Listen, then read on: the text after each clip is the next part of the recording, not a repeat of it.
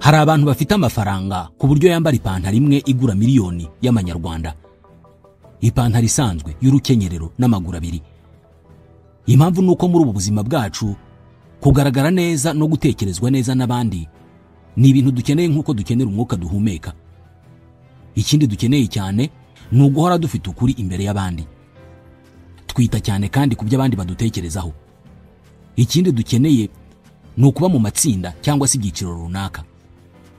Buri wese yifuza kubarizwa mu bantu runaka, atari umuryango avukamo gusa, ahubwo amatsinda twiremeye nk'amoko, amadini, ibara ry'uruhu n'andi. Ikindi kiranga benshi muri twe ni ukugira impuhwe nke ndetse no kudashobora kwishyira mu mwanya w'abandi, ari nayo mpamvu ubufasha butaboneka cyane ndetse no kwihanganirana bikagorana. Ndabasuhuje, nitwa Ismael Mwanafunzi.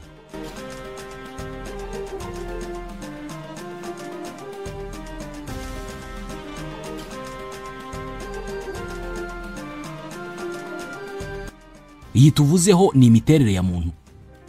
Birasa naho hari icyita rusange kuri twese. Wigeze wumva imvugo z'abantu nka abantu ni babi, abantu barahindutse, erega abantu niko bateye? Izi zose ni imvugo zigaragaza ko muri twebwe hari bamwe badakwiye kwizerwa kubera imiterere yabo. Niyo mpamvu inzu zacu zigira inzugi dufungisha ingufuri buri gihe iyo tudahari. Niyo mpamvu haba abazamu n'abashinzwe umutekano. Niyo mpamvu abantu badakunda kuvuga amafaranga cyangwa se indi mitungo batunze. Kugira abantu muri sosiyete twita babi byatumye hari abahanga mu mibanire y'abantu babishakira igisobanuro. Ushobora kuba warabibonye cyangwa ubibona buri munsi, haba mu buzima busanzwe cyangwa ku mbuga nkoranyambaga. Umuntu ushyigikira ibibi byose ushobora kubona, umuntu w'icyamamare ukora ibibi ariko akabikundirwa na benshi. Kuri bamwe ibi bituma bibaza bati ni gute umuntu ashobora kwigirira icyizere kandi cyarimwe akaba ari mu mafuti kuri uru rwego. Nshuti bakunze mudukurikiye, tugiye kuvuga ku bujiji cyangwa se ubupfu cyangwa nanone ubupfapfa bw'abantu. Tugiye kuvuga ku gitabo cyitwa The Basic Laws of Human Stupidity, amategeko shingiro y'ubujiji bwa muntu. Iki gitabo cyanditswe n'umuhanga mu by'ubukungu umutaliyani Carlo Cipolla. Gisobanura mu buryo bworoshye uburyo abantu bashobora kugira imyitwarire y'ubupfu cyangwa se ubupfapfa cyangwa se nanone ubujiji, nuko iyo myitwarire igira ingaruka ku buzima bwacu twese. Cipolla agaragaza amategeko 5 y'ubupfu cyangwa se ubupfapfa bwa muntu, akatwibutsa ko ubujiji cyangwa se ubupfu bwa muntu butaba mu rwego rw'ubwenge buke gusa, ahubwo bugaragara mu bikorwa bihombya umuntu ubikora n'abandi bose muri rusange. Hari ingingo nyinshi zishingirwaho n'abemeza ko twebwe abatuye kuri iyi si ya none dufite ubujiji bwinshi kurenza abatubanjirije, ndetse ko ubujiji bwacu bukomeza kwiyongera. Izi ngingo zibishimangira zirimo uburyo duha agaciro n'icyubahiro abantu bakora ibidafite icyo byungura umuryango mugari, ahubwo tugasubiza hasi abafatiye runini uyu muryango. Uyu munsi abakire ba mbere ku isi ntabwo ari abacuruzi b'imiti cyangwa se abacuruza inkingo cyangwa se abacuruza ubumenyi. Abakire ba mbere kuri iyi si ni abacuruzi b'ikoranabuhanga rifasha abantu gutumanaho, gusangira ibitekerezo no kwerekana amafoto yabo. Muri make, abakire ba mbere kuri iyi si bagurisha umuyaga. Nta ruganda bafite rukora ibintu runaka bikoreshwa mu buzima bwa buri munsi. Icyo bagurisha ni imbuga abantu bifashisha mu guhiganwa ubwiza, ubwenge, ubukire n'ubuhanga. Iyi ngingo ni imwe mu zashingiyeho na Carlo Cipolla yandika igitabo Basic Laws of Human Stupidity, amategeko shingiro y'ubujiji bwa muntu. Aya mategeko ni ayahe? Tugiye kuyavugaho. Turanavuga ku ngingo zimwe na zimwe byemezwa ko zigenda zigabanya ubwenge bw'abantu uyu munsi, cyangwa se zituma abantu bafite ubujiji bagenda biyongera. Tubahaye ikaze.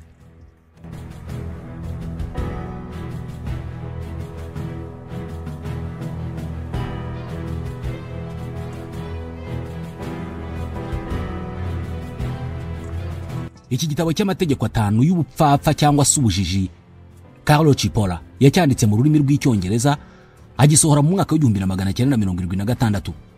Mbere na mbere ntabwo yagisohoye ngo kibonwe n'abantu benshi. Yagihaye inshuti ze n'abantu ba hafi ye bake. Bitangira cyari igitabo kigamije gusetsa, ariko kivuga ku ngingo zikomeye zari zugarije umuryango mugari w'icyo gihe, hagamijwe gushaka uburyo ibyo bibazo byakemuka. Uburyo yanditsemo aya mategeko y'ubujiji ndetse n'uburyo yagaragazaga ibibazo byugarije abantu bitewe n'ubujiji bwa benshi n'uburyo byakemuka, byaje gutuma iki gitabo kimenyekana cyane ndetse kirakundwa. Byarangiye gihinduwe mu ndimi nyinshi kandi gikwirakwizwa ku isi yose. Twese dutekereza ko ubujiji ari ukubura ubwenge cyangwa se kugira ubumenyi buke. Carlo Cipolla wasobanura ko ubujiji bw'abantu bufite amategeko shingiro ndetse bukagira impamvu zibutera mbere yuko buteza ingaruka zitagira ingano kandi zigera kuri twese. Anasobanura ko ubujiji bwa muntu bukurikira inzira zisa n'iziteguye neza mu buryo bw'imibare, ari nazo ziyobora abantu mu gufata ibyemezo biciye ukubiri no gushyira mu gaciro. Anasobanura ko ibyago ubujiji bw'umuntu buteza bishingira ku ngano y'ubwo bujiji uwo muntu afite, bikanashingira ku bubasha n'umwanya uwo muntu afite muri sosiyete. Iyo bibaye ko uwo muntu ufite ubwo bujiji aba ari umuyobozi cyangwa se undi muntu uri mu mwanya ufata ibyemezo, ingaruka ziba nyinshi cyane, kandi biranoroshye kubona ingero z'abantu bafite ubujiji bwiyongereye cyane biturutse ku myanya barimo y'ubuyobozi cyangwa se imyanya yo mu bavuga ari kumvikana. Hari imvugo nyinshi cyane bakoresha bashaka kuvuga uburyo ubujiji cyangwa se ubupfu bugira ingaruka zikomeye, atari kuri nyirabwo gusa ahubwo no ku bandi bantu bose basigaye. Ni imvugo zirimo iyitirirwa Ricky Gervais: iyo upfuye ntabwo umenya ko wapfuye, akababaro kagirwa n'abasigaye gusa. Ni nako bigenda iyo urinjiji. Indi mvugo ni ya Albert Einstein: ibintu bibiri bitagira iherezo kubera ubunini bwabyo ni isanzure n'ubujiji bwa muntu. Gusa iby'isanzure byo ntabwo mbizi 100%. Imibereho ya muntu uyu munsi iri mu bibazo bikomeye, kandi ibingibi nta gishya kibirimo. Imibereho ya muntu buri gihe yabaye mu bibazo bikomeye. Uburemere bw'ibibazo birimo ubukene n'umutekano umuntu yikoreye ni umusaruro w'ubujiji n'ubupfapfa umuntu yisanganye kuva ubuzima bukiremwa. Ukurikije ibitekerezo by'umuvumbuzi w'umwongereza Charles Darwin, abantu dusangiye imibereho n'izindi nyamaswa ziba mu mashyamba. Izi nyamaswa nk'inzovu n'izindi ngenzi zayo nazo buri munsi zigomba guhangana n'ibibazo bitagira uko bingana kugira ngo zishobore kubaho. Kugira ngo zibeho zigomba gushaka izindi nyamaswa zica kugira ngo zizibere amafunguro. Gusa twebwe abantu kuri izo mvune n'izo ngorane zo gushaka ibidutunga haniyongeraho indi nzira y'umusaraba yo guhangana n'abandi bantu bagenzi bacu bafite imiterere ibasunikira mu gukorera ibibi bagenzi babo. Abantu b'injiji niko Carlo Cipolla abita. Iri tsinda ry'abantu bafite imiterere ibasunikira guhora bakorera abandi bibi, no kuvuga abo bantu b'injiji, ni itsinda rifite ububasha bukomeye cyane, rikagira ingufu n'ubukana buruta bw'amatsinda y'abagizi ba nabi dusanzwe tuzi. Birasa naho ari abantu bakora ibintu biteguye, bigambiriwe kandi bahuriyeho nkaho babanza gukora inama, nyamara n'abantu batagira umuyobozi, batagira amategeko azwi yanditse, ariko nyamara bagakora ibintu bimwe, bakagira imyitwarire imwe nkaho hari ikiganza kitagaragara kibayobora. Ibi bituma ibikorwa bya buri umwe muri bo bigira uruhare mu guha ingufu imyitwarire yabo bose, maze bigatuma iyi si irushaho kuba ahantu hatizewe. Aba bantu rero nibo bitwa abapfapfa, injiji cyangwa se abapfu. Nibo Carlo Cipolla yanditse amategeko 5 abagenga, ari nayo tugiye kuvugaho. Nk'ishingiro ry'aya mategeko 5 yanditse, Cipolla yagabanyije abantu mu matsinda 4 agendeye ku myitwarire yabo. Abo mu itsinda rya mbere yabise helpless, ni ukuvuga badashobora gufashwa. Aba kabiri abita intelligent cyangwa se abahanga. Abo ku mwanya wa gatatu yabise amabandi, hanyuma abo mu itsinda rya 4 abita stupid, injiji cyangwa se ibicucu, nubwo iri jambo ritumvikana neza mu matwi ya bamwe. Aya matsinda turaza kuyagarukaho. Nyuma yo gushyira abantu muri ibyo byiciro 4 cyangwa se ayo matsinda 4, yanashyizeho ingingo 4 zigenga imyitwarire ya muntu. Ingingo ya mbere ni uko umuntu ashobora kubaho afitiye abandi umumaro cyangwa se inyungu, ni ukuvuga akora ibikorwa abandi bungukiramo. Iya kabiri ni uko umuntu ashobora kubaho yifitiye umumaro, umuntu akaba yikunda, akora byose mu nyungu ze. Iya gatatu ikabirebana n'abantu babaho babangamiye abandi, ibyo bakora byose bikaba byica inyungu z'abandi. Hanyuma iya kane ikabirebana n'abantu babaho bibangamiye bo ubwabo, ibyo akora byose ugasanga nta nyungu abifitemo, ahubwo bimusubiza hasi. Muri iyi nzira kandi Carlo Cipolla yagabanyije ingaruka z'imyitwarire ya muntu mu bice bibiri. Icya mbere ni imyitwarire igira umusaruro cyangwa se ingaruka kuri nyirayo. Icya kabiri ni imyitwarire igira ingaruka cyangwa se umusaruro ku bandi atari uwabikoze. Reka noneho twinjire kuri ya mategeko. Itegeko shingiro rya mbere ry'injiji cyangwa se abapfapfa nk'uko Carlo Cipolla yabyanditse ni buri gihe buri wese muri twe ntabwo aha agaciro gahagije umubare w'abapfapfa n'injiji ziri muri twe. Abanditse Bibiliya ntagatifu bari bazi iri tegeko shingiro rya mbere ry'injiji, maze mu gitabo cy'umubwiriza umutwe wa mbere umurongo wa 15 bandika mu Kilatini bati stultorum infinitus est numerus, icyagoramye ntigishobora kugororoka kandi ibibuze ntibigira ingano. Muri Bibiliya yera ho haranditse ngo ibigoramye ntibigororwa kandi byabuze ntibibarika. Aya magambo akunze gusubirwamo hagamijwe kugaragaza ko ubujiji cyangwa se kubura ubushishozi bihoraho ahantu hose, kandi rimwe na rimwe bisobanurwa nk'aho uyu murongo wo muri Bibiliya wemeza ko bidashoboka gukosora injiji ziri ku isi kubera ubwinshi bwazo. Gusa Carlo Cipolla ibingi barabihinyuza, akavuga ko umubare w'injiji udashobora kuba umubare utazwi kubera ko umubare w'abatuye isi yose urazwi. Muri rusange iyi mvugo ntabwo yumvikana neza, ariko mu kwitegereza neza bigaragara nk'aho ari imvugo iri mu kuri, kubera umuntu wamaze igihe kinini ufata nk'umuhanga cyangwa se injijuke hari ubwo birangira kugaragarije ko ari muri iri tsinda ry'injiji kandi akaba ari ku rwego rw'ubujiji ruri hejuru cyane. B, buri munsi hari umuntu uhora mu bibazo aterwa n'undi muntu cyangwa se abandi bantu bagaragara nk'incabwenge. Buri munsi buri wese muri twe ahura n'abantu bafite ibisabwa byose ngo bitwe injiji, haba mu buzima busanzwe, mu kazi cyangwa se ku mbuga nkoranyambaga. Ariko mu by'ukuri ubujiji ni iki? Ni ukubura ubumenyi. Kubera iki bivugwa ko ubujiji ari cyo cyago kirimbuzi kiri ku isi kurenza ibindi byose? Muri iyi si ihora mu mpinduka zikomeye kandi kabihanganye n'ibibazo bikomeye, ubujiji cyangwa se ubupfu bw'abantu bushobora kuba ikibazo gikomeye ku mibereho yacu twese. Iri tegeko rya mbere rivuga ko buri wese muri twebwe atazi cyangwa se adaha agaciro umubare w'abantu b'injiji bari hanze ahangaha. Impamvu ni uko twese dutekereza ko abantu bazi ubwenge cyangwa se ko ari abahanga tugendeye ku bintu bigaragara inyuma, nk'akazi bakora, amashuri bize, uko bavuga, uko bagaragara cyangwa se imyanya bafite mu buzima busanzwe. Tureba kandi aho bakomoka, ibara ry'uruhu rwabo n'ibindi byinshi wagenderaho uvuga ko umuntu runaka ari umunyabwenge. Muri iki gitabo Cipolla avuga ko kugendera kuri ibyo ari ukwibeshya cyane, kubera ko ibi byemezo bibi byose byatumye iyi si ihura n'ibibazo byose ifite, byose byagiye bifatwa n'abantu bagaragara nk'uko tumaze kuvuga. Ibi nabyo bigiye kutuganisha ku itegeko rya kabiri. Kuba umuntu ari injiji cyangwa se umupfapfa ntaho bihuriye n'ikindi kintu icyo ari cyo cyose kimuranga. Ibi bivuze ko ikintu cyose kigaragaza umuntu ushobora gutekereza, byaba igitsina, ubwoko, inkomoko, uko hasi inyuma, amashuri yize, ubutunzi afite, byose ntabwo ari byo bigena niba umuntu ari injiji cyangwa se atariyo. Muri iki gitabo Cipolla yagiye kure, avuga ko hari abantu b'injiji bahawe ibihembo byitiriwe Nobel. Hano igitekerezo cye ni uko uzasanga injiji muri buri rwego rwa buri cyiciro cy'ubuzima. Avuga ko udashobora kumenya umubare w'injiji ziri ku isi bitewe n'uko buri wese muri twebwe adashobora kumenya urwego yibeshyaho iyo bigeze ku gipimo cy'ubujiji. Ibi ni nabyo bitujyana ku itegeko rya gatatu ry'ubujiji. Umuntu w'injiji atera abandi igihombo mu bikorwa bitanamuzanira inyungu. Dore iki itegeko rivuze: uyu muntu ashobora guhagarara rwagati mu muhanda akandika message kuri telefoni, imodoka n'abanyamaguru bashaka gutambuka bakamurindira. Ashobora kuba atwaye imodoka agahagarara rwagati mu muhanda kugira ngo asuhuze umuntu, abari inyuma ye bose bagategereza. Cipolla asobanura imyitwarire y'ubujiji nk'ikintu gishingiye ku mibanire n'abandi. Asobanura ko ubujiji bugaragarira mu kuba ibikorwa ukora bitera abandi bantu igihombo bitanakuzanira inyungu wowe nyiri kubikora.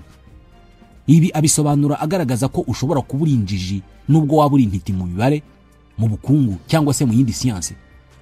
Ushobora kuba uzi ibyo bintu ku rwego rudashidikanywaho, ariko uba uri injiji ikomeye cyane iyo ibikorwa ukorera abandi bibahombya kandi nawe bitakuzanira inyungu. Mu gusobanurira iri tegeko, Cipolla yashyizeho ingingo enye zimeze nk'amahitamo kandi atanga ibisubizo bine. Amahitamo ya mbere agizwe n'ingingo ebyiri ni: ese ibikorwa ukoze bizanira abandi bantu inyungu cyangwa birabahombya? Ni ukuvuga umusaruro w'ibikorwa byawe ku bandi. Ese ubafitiye inyungu cyangwa urabahombya? Hanyuma amahitamo ya kabiri nayo agizwe n'izindi ngingo ebyiri, nayakureba wowe ubwawe, wowe ukora igikorwa. Ese ibyo ukora hari inyungu biguha cyangwa biraguhombya? Izi ngingo enye rero nizo zibyara bya byiciro bine abantu bose bagabanyijemo twigeze kuvugaho mu kanya. Ku mwanya wa mbere hari abantu bakora ibikorwa biri mu nyungu zabo ariko bikaba no mu nyungu z'abandi. Aba byemezwa ko aribo bakenewe cyane ku isi. Aba nibo babandi bo mu cyiciro cya mbere Cipolla yise intelligent cyangwa se abanyabwenge. Aba ni abanyabwenge hashingiwe ku myitwarire yabo. Bakora ibikorwa bizamura abandi cyangwa se biri mu nyungu z'abandi ariko nabo bakagira inyungu babikuramo. Ibikorwa byabo bizamura cyane uyu muryango tubarizwamo. Aba barimo nk'abashoramari bafata amafaranga yabo menshi bakubaka ibikorwa nk'amavuriro n'amashuri bagamije kubona inyungu, ariko ibyo bikorwa bubatse bikanungura rubanda. Hanyuma abo mu cyiciro cya kabiri ni abantu bateza abandi igihombo ariko bo bakabyungukiramo. Aba nibo Chipola yise amabandi. Abantu babangamira abandi cyangwa se bakora ibintu bihombya abandi bagamije inyungu zabo ku giti cyabo. Muri rusange aba ni abanyabyaha bose n'abajura. Iyo umuntu akwibye aba aguteje igihombo wowe yibye, ariko we akabona inyungu. Aba nta wundi muntu bajya batekerezaho, birebaho bo ubwabo. Niba iki kintu kiri mu nyungu zanjye ndagikora, kabone nubwo cyaba giteza abandi ibibazo. Ntabwo bigarukira ku kwiba gusa, ahubwo harimo n'ibindi bikorwa umuntu ashobora gukora yirebyeho wenyine adatekereje ku byago bishobora guteza abandi. Abo nabo mu cyiciro cya kabiri. Abo mu cyiciro cya gatatu ni abantu bakora ibikorwa bizanira abandi inyungu ariko bo bakabihomberamo cyangwa ntibigire inyungu bibazanira. Abo Chipola yabise helpless, abatagira uwabafasha. Aba ni abantu bafasha abandi, bakora ibikorwa biri mu nyungu z'abandi, bo ntibagire inyungu babibonamo, nyamara abandi bakitwaza ubwo bwiza bwabo bakabahombya, cyane cyane amabandi niyo abahombya. Ni abantu babaho ubuzima bwo kwitanga kugira ngo abandi babeho neza, nyamara uko kwitanga kwabo ntikubabuza guhemukirwa n'abandi, bakaba bakwibwa, bakagirirwa nabi, bakagirirwa ishyari n'ibindi. Ibi nibyo bituma umusanzu wabo mu mibereho myiza y'isi uba muke. Wigeze wumva abantu biba inkunga igenewe abakene cyangwa abandi bantu bababaye nk'abarwayi, impunzi n'abandi? Hari abandi badashobora gutanga umusanzu wo gufasha bari mu kaga kubera ko bavuga ko iyo nkunga batanga yibwa. Icyiciro cya kane rero ni stupid, injiji, abapfu cyangwa se abapfapfa. Aba ni abantu bahombya sosiyete cyangwa se bakora ibikorwa bihombya umuryango mugari, ariko nabo nta nyungu babikuramo. Ibikorwa byabo bibangamira, bihombya kandi ntibyumvikana ku bandi bantu bose basigaye. Ibi bituganisha ku itegeko rya kane ry'ubujiji cyangwa se ubupfapfa. Abantu basanzwe batari injiji nta na rimwe bajya baha agaciro ububasha injiji zifite mu gusenya no kwangiza. Birengagiza kandi ko guhangana n'injiji ari ikosa rikomeye kandi rigira ingaruka. Hanyuma itegeko rya gatanu, umuntu w'injiji niwe muntu uteye ubwoba kurusha n'umugizi wa nabi. Chipola asobanura ko niba umuntu w'injiji akora ibikorwa bitamwungura kandi bigahombya abandi, bivuze ko adashobora kumenya ko ikintu arimo gukora ari kibi. Mu mpeshyi yacukura umuyoboro w'amazi akagusenyeraho inzu rwose. Yatema ishyamba ryose akarishyira hasi kubera ko ryamukingirizaga ntabone hakurya. Uyu munsi hari abantu bajya kure bakavuga ko uko abantu biyongera ku isi, ikoranabuhanga rikazamuka, tukagira ibintu byinshi duhugiraho, hamaze gutera icyorezo cyitwa stupidity epidemic. Ni icyorezo ngo cyamaze kuvuka kandi gikomeza kwiyongera. Icyorezo cy'ubujiji. Bitekerezwa ko turi mu gihe aho amakuru y'ibinyoma cyangwa se ayobya akwirakwira ku muvuduko munini kurenza ukuri, kandi uburakari n'urwango nabyo bigakwira hose ku muvuduko munini, kandi nta n'impamvu ifatika ibiteye. Reka tuvuge gato ku ngingo zimwe bishimangirwa ko zikomeza guteza ubujiji no kugabanuka k'ubwenge mu bantu. Ikintu cya mbere bivugwa ko ari isoko y'igabanuka ry'ubwenge ni ibyo bise blind tribalism, ivangura rishingiye ku moko, amadini n'andi matsinda. Abashakashatsi nka Eli Finkel bavuga ko ishusho ya politike mu bihugu nka Leta Zunze Ubumwe za Amerika ikora nk'uko imyemerere y'amadini ikora, ahari ukutihanganirana ku bitekerezo no kwanga kuganira mu bwumvikane. Ibi byiswe political sectarianism. Isi kandi ihanganye no gucikamo ibice ku rwego rwo hejuru, haba gushingiye ku madini, ibara ry'uruhu, amahitamo ku guhuza ibitsina n'ibindi. Ibi bituma buri wese muri twebwe ahorana umwanzi wo kurwanya. Buri wese muri twe afite umuntu cyangwa se itsinda ry'abantu yumva bamubangamiye ku buryo rwose batakabaye bahari. Ibi ariko ntabwo ari bishya. Kuva abantu baza ku isi bahoranye amatsinda babarizwamo ndetse n'ibyo batumvikanaho nabo batameze kimwe. Na mbere y'uko iterambere ryose riza, abakurambere bacu ukubaho kwabo kwabaga gushingiye ku kubarizwa mu itsinda runaka. Umuntu udafite itsinda barizwamo yagorwaga cyane no kubaho, hari nubwo atashoboraga kubaho. Iyi mibereho yamaze kutwinjira mu bwonko no mu mitekerereze ku buryo buri gihe hahora hari twe hakaba na bariya. Ibi ni byo abahanga mu by'imitekerereze bita social identity theory. ni igitekerezo cy'uko igice kinini cy'agaciro kacu gituruka ku itsinda tubarizwamo. Iyo itsinda ryacu rivuzwe neza, riririmbwa, twumva tumeze neza. Iyo itsinda tubarizwamo rinenzwe cyangwa rivuzwe nabi, twumva ari twebwe tuvuzwe nabi nk'aho batuvuze mu izina. Ingaruka z'ibi ni uko uyu munsi iyo abantu batemeranyije ku kintu, ntabwo icyo batemeranyijeho ari ibitekerezo gusa, bo ubwabo ntibemeranya. Birangira icyo wanga atari ibitekerezo bibi gusa, ahubwo wanga ubifite. Aha rero niho ubujiji butangirira gukwira. Uko urushaho gutekereza ko uri mu itsinda runaka ugomba gushyigikira naryo rikagushyigikira muri byose, niko bikorohereza akazi gakomeye ko gutekereza no gushyira mu gaciro.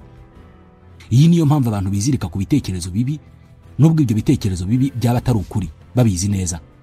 Ni ukubera ko ukuri kuba kugoye kukumva no kukwemera. Gutekereza cyane bikaba akazi kavunanye. Ku rundi ruhande, muri iki gihe uburakari n'umujinya biba byoroshye. Iyo abantu bawe nabo babyumva uko nguko, uburakari ntabwo bworoha gusa, ahubwo buba ari ukuri. Ibi wanabisanga mu gitabo cya George Orwell, igitabo yise 1984. Muri iki gitabo agaragaza uburyo buri munsi abaturage bakoraga umuhango witwa urwango rw'iminota 2, the 2 minutes hate. Bose bagahurira hamwe bakavugira icyarimwe batuka abanzi babo, nta kubitekerezaho, nta kwitangira, nta n'ikindi kigendeweho. Muri make, uku kuba hamwe, kubarizwa mu itsinda runaka no guhuza imyumvire n'imyemerere ku bintu runaka, biri mu bigabanya ubwenge bw'abantu cyangwa se bikongera ubujiji. Ikindi kintu bivugwa ko kirimo kugabanya ubwenge bwacu ni ibyitwa digital echo chambers and engineered destruction. Iterambere ry'ikoranabuhanga mu itumanaho ndetse n'ibirangaza bigambiriwe.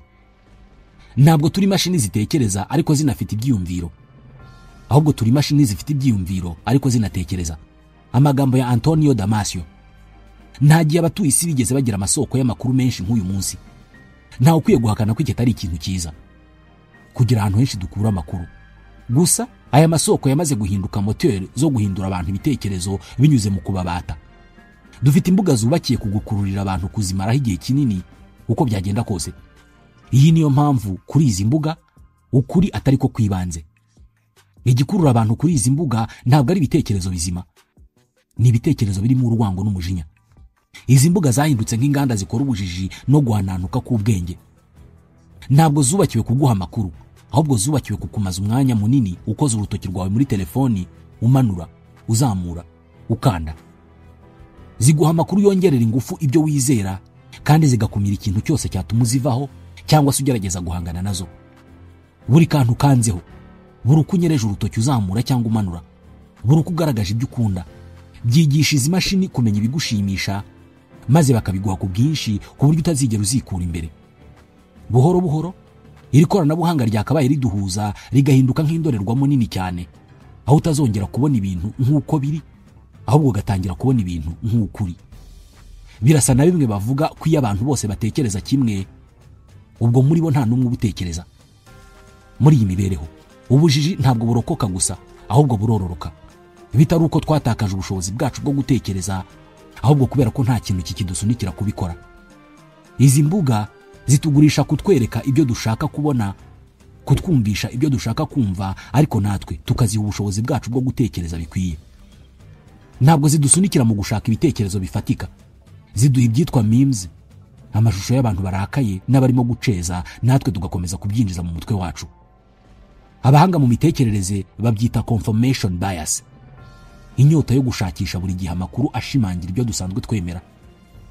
Amakuru yemeranya natwe, atubwira ko turi beza, ko tuzi ubwenge, kandi ko itsinda ryacu riruta andi yose ariho.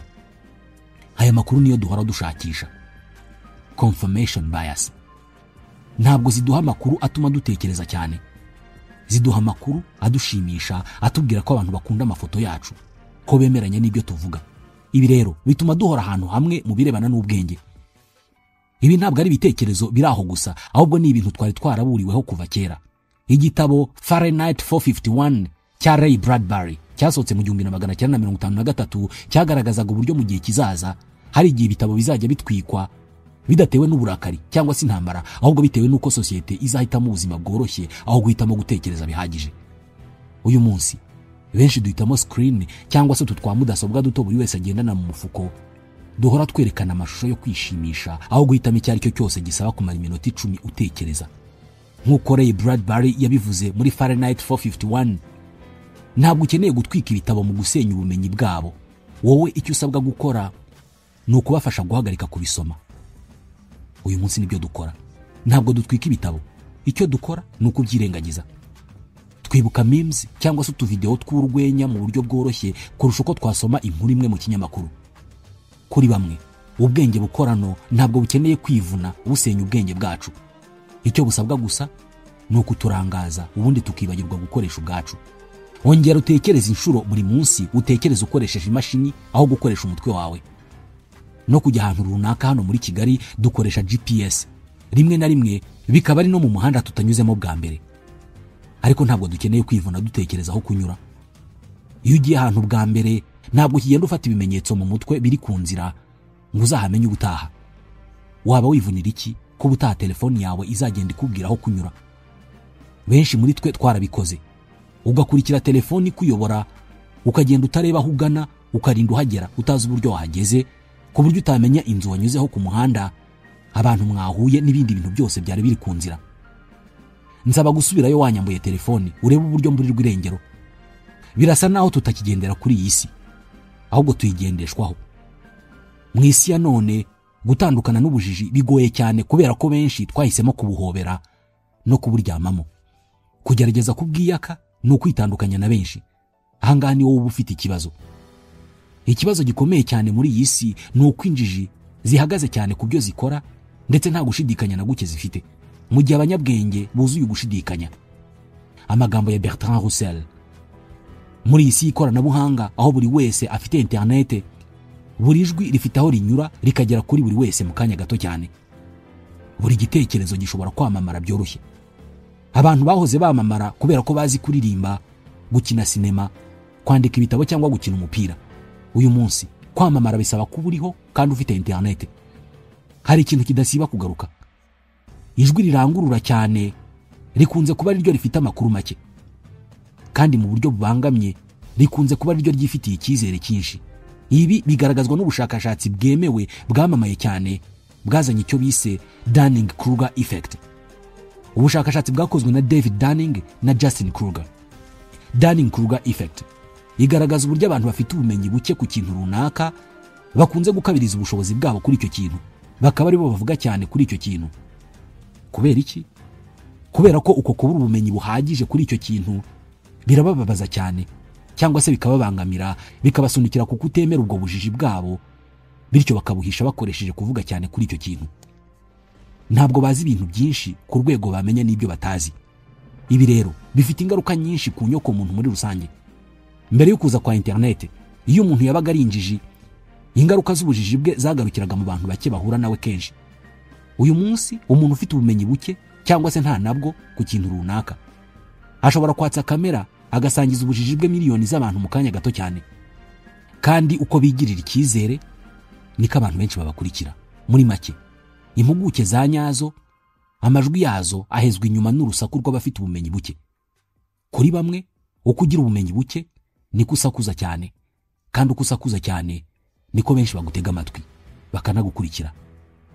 Ni ikibazo gikomeye kuko imbuga nkoranyambaga zihemba bigirira icyizere aho guhemba abafite ubumenyi. Ntabwo izi mbuga zitaye ku kumenya niba ibyo uvuga ari ukuri, zireba niba abantu bagukurikira. Kuri bamwe, ibi ni ikibazo ku hazaza h'inyoko muntu. Ubwo Carlo Cipolla yandikaga Basic Laws of Human Stupidity, yashingiraga ku byari bigezweho icyo gihe mu 1977. Agomba kuba atarazi ko hari igihe isi izahemba bari mu byiciro byabo yisinjije. Nshuti bakunze mwadukurikiye, ikiganiro cya none naha tugisoreje. Tubashimiye ko mudasiba kubana natwe. Nitwa Ismael Mwanafunzi. Ndabashimiye.